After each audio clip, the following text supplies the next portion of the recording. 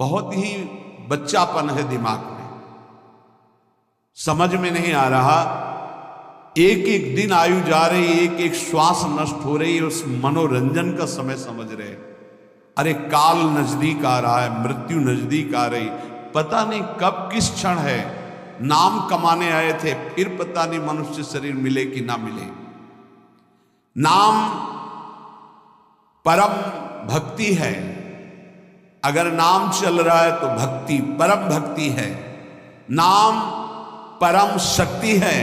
यदि नाम जब चल रहा है तो परम सामर्थ्यशाली हो जाओगे आप। नाम परम गति है। यदि नाम चल रहा है तो हमें चिंता नहीं कि हमारा कल्याण होगा कि नहीं होगा। नाम सर्वश्रेष्ठ पद है। नाम जब कर रहे हैं हम परम पद में विराजमान हैं।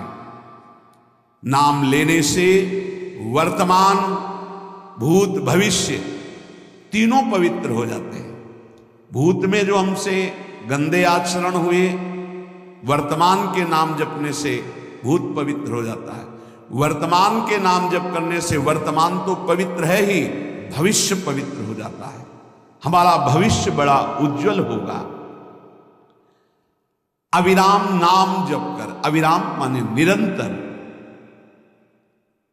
मेरे डर से अग्नि प्रज्वलित होती है, मेरी ही शक्ति दाहिका और प्रकाशिका शक्ति है। मेरे ही बल से सूर्य प्रकाशित होता है, मेरे ही बल से वायु बलशाली है, मेरे ही बल से इंद्र और नाना प्रकार की दैवी शक्तियां अपना कार्य करती हैं। मृत्यु मेरे ही बल से अपना अपना कार्य कर रहे हैं। मेरा शरणागत, मेरा नाम जापक, कोई भी त्रिभुवन की शक्ति उसे परास्त करना चाहे ऐसा कभी नहीं हो सकता। देखो कितना बड़ा बल नाम जापक के पास। अधिक क्या, नित्य देहधारी भक्त को भी मेरा सुदर्शन चक्र भी नहीं काट सकता। जो मेरा नाम जप कर रहा है, मेरे सुदर्शन चक्र की भी सामर्थ्य नहीं। एक बार सत्संग में पीछे सुनाया था, देवर्षि नारद जी बड़े लीला बिहारी हैं। वो हर लीला भगवान की नाम महिमा, गुण महिमा, शरणागति की महिमा पुष्ट करने के लिए ही प्रकट करते हैं। वो भगवान का साक्षात स्वरूप है। प्रताप रुद्र ऐसा उस राजा का शायद नाम था। वो बड़ा प्रतापी चक्रवर्ती सम्राट पद पर भगवान रघुनाथ जी विराजमान थे। श्री राम जी, बड़े बड़े ब्रह्म ऋषि सब विराजमान, सभा लगी हुई थी। नारद जी बाहर मिल गए उनको और कहा, अंदर प्रभु के दर्शन करने जा रहे हो? नारद जी को प्रणाम किया। जी। तो वहां बहुत से ब्रह्म ऋषि बैठे हैं, सबको प्रणाम भी करोगे? हाँ जी, तो मर्यादा है संतों को प्रणाम। तो विश्वामित्र जी को भी प्रणाम करोगे? हाँ, क्यों, वो तो ब्रह्म ऋषि हैं। क्यों, ब्रह्म ऋषि कहाँ हैं? कौशिक वंश में प्रकट हुए, क्षत्रिय कुल में। तो उनका नहीं, तपस्या से तो ब्रह्म पद प्राप्त किया है उन्होंने। हाँ, पर मूल में तो नहीं। आपका उद्देश्य क्या है? बस ऐसे कर लेना, माथा मत रखना। देवर्षि नारद जी कहे, सब ऋषियों के माथा रखना। गए भगवान के दरबार में, भगवान को नमन किया, सब ऋषियों के चरणों में मस्तक रखा और विश्वामित्र जी के सामने जाके ऐसे करके ध्यान भी नहीं दिया। सभा जब पूर्ण हुई, विश्वामित्र जी के पास नारद जी बैठे, बोले, आपने कुछ देखा भगवान? विश्वामित्र जी ने कहा, क्या? वो प्रताप रुद्र को? नहीं, क्या बात क्या? सबको तो माथा रख के प्रणाम किया, आपको ऐसे किया, आपने देखा नहीं? वाह, हाँ ऐसे तो किया, ये तो देखा, हमारा ध्यान नहीं गया, इसमें कोई विशेष बात है? बोले हाँ, वो कह रहे थे कि मूल में तो क्षत्रिय ही है ना, ब्रह्म ऋषि तो बाद में तपस्या से, उसकी इतनी हिम्मत, एकदम अग्नि प्रज्वलित कर दी। हमारा दंड तो मिलना ही चाहिए। देवर्षि नारद, आप जैसे ब्रह्म ऋषि के साथ ऐसा उसको उधर सिखाया था और इधर ऐसे आवेश में खड़े हुए कहा, रघुनाथ आपके दरबार में हमारा अपमान। भगवान आपका अपमान कौन?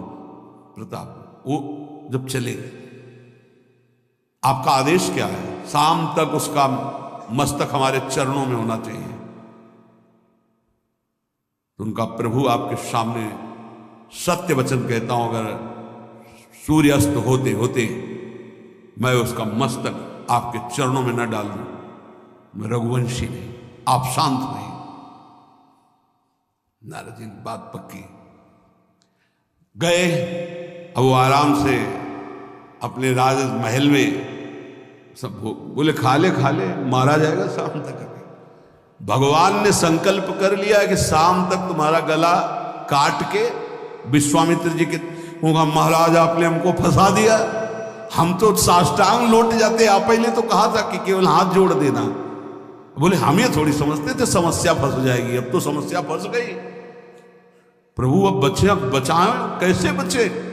रघुनाथ जी ने कहा मैं रघुवंशी नहीं, यदि उनके सत्य वचन होते हैं, भगवान कभी मिथ्या वचन नहीं बोल, मारे जाओगे। प्रभु बचा लो। एक उपाय है, महाभागवत हनुमान जी बचा सकते हैं। उनका राम जी का विरोध हनुमान जी कैसे कर सकते हैं? बोले अब जो कह रहे हैं तो हमारी पहुंच तो है नहीं कि हनुमान जी से हम संभाषण कर सके इस विषय में। बोले हनुमान जी को अगर कोई आज्ञा कर सकता है राम जी के अलावा, तो माता अंजनी कर सकती है। चलो हम तुम्हें मिलाते हैं। अंजनी माता जी से मिला, साष्टांग दंडवत रोते हुए, मां रक्षा करो, बड़ी करुणा में। कहा कि बताओ क्या तुम्हें समस्या है? बोले मां त्रिभुवन में केवल आप ही जो हमारी रक्षा कर सकती हो। बोलो एक राजा है जो मुझे मारना चाहता है, आप बचा सकती हो मुझे? राजा मारना चाहता है?